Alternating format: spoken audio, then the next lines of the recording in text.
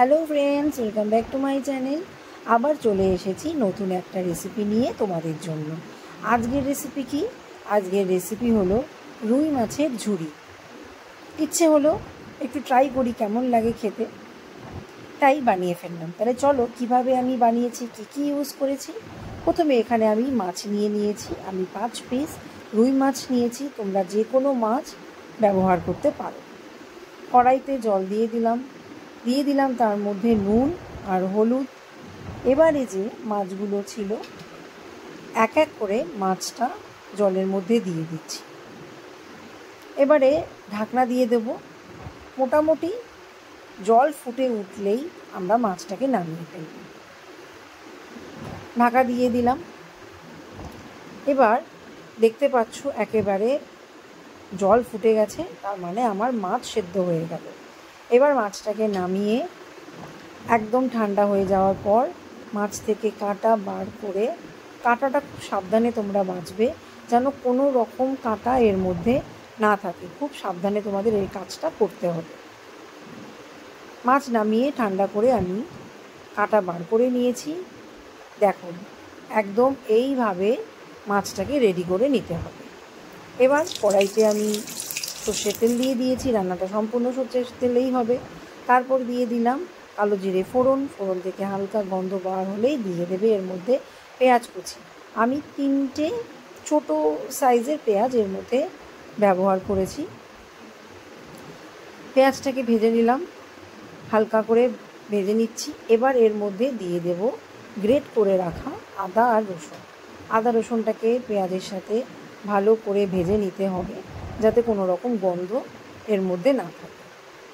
এবার এর মধ্যে দিয়ে দিচ্ছি একটা টমেটো কুচি আর দিচ্ছি কাঁচা লঙ্কা। আমি এখানে 2টো কাঁচা লঙ্কা ব্যবহার করেছি। ঝালটা তোমরা নিজেদের পরিমাণ মতো দেবে, যে যেরকম ঝাল খাও। এবারে আমি একটু ওটা ঢেকে দিলাম, ঢাকা সরিয়ে নিলাম। একদমই পেঁয়াজটা সুন্দর নরম হয়ে গেছে, টমেটোটাও নরম হয়ে গেছে। এবার এর মধ্যে আমি দেব কিছু মশলা। দিয়ে দিচ্ছি জিরে গুঁড়ো, দিয়ে দিচ্ছি হলুদ, দিলাম নুন, আর দিয়ে দিচ্ছি কাশ্মীরি লাল লঙ্কার গুঁড়ো। এটা রঙের জন্য, এটা তো ঝাল হয় না। আর দিয়ে দিচ্ছি জলটা অল্প দিলাম। দিয়ে ভালো করে এটাকে আবার মশলাটাকে কষিয়ে নিতে হবে। মশলা যত বেশি কষাবে রান্নার টেস্ট তত বাড়বে, আমি এটা সবসময় বলে থাকি। দেখো মশলাটা কি সুন্দরভাবে কষানো হয়ে গেছে, সাইড দিয়ে তেলও বার হয়েছে। এইবার মাছটা আমি এর মধ্যে দিয়ে দিলাম।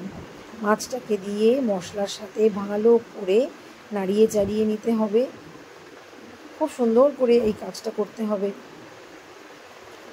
দেখো কত সুন্দর মশলার সাথে মাছটা পুরো মিশে গেছে।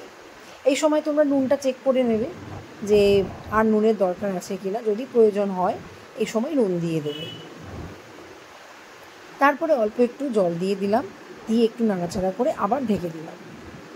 5 মিনিট মতো রাখলাম। দেখতেই পাচ্ছ মাছ থেকে আর কোনো জল বেরোয়নি, মানে পুরোপুরি এটা শুকিয়ে গেছে। এইবার নামানোর আগে আমি এর মধ্যে দিয়ে দিচ্ছি গরম মশলা আর দিয়ে দিচ্ছি ধনেপাতা। এই গরম মশলা ধনেপাতাটা কিন্তু দিও, ধনেপাতা রান্নাটায় খুব সুন্দর স্বাদ বাড়ায়। ব্যাস ভালো করে নাড়িয়ে চাড়িয়ে নিলাম। 5 মিনিটের মতো একটু ঢেকে রাখলাম, গ্যাসটা অফ করে। ব্যাস রেডি হয়ে গেল আজকের রেসিপি রুই মাছের ঝুড়ি। কেমন লাগলো কমেন্টের মাধ্যমে জানিও কিন্তু আমাকে। আর আমার চ্যানেলটা এখনও যারা সাবস্ক্রাইব করোনি তারা কিন্তু সাবস্ক্রাইব করে দিও, আর লাইক কমেন্ট করতে ভুলো না। Tata, bye bye.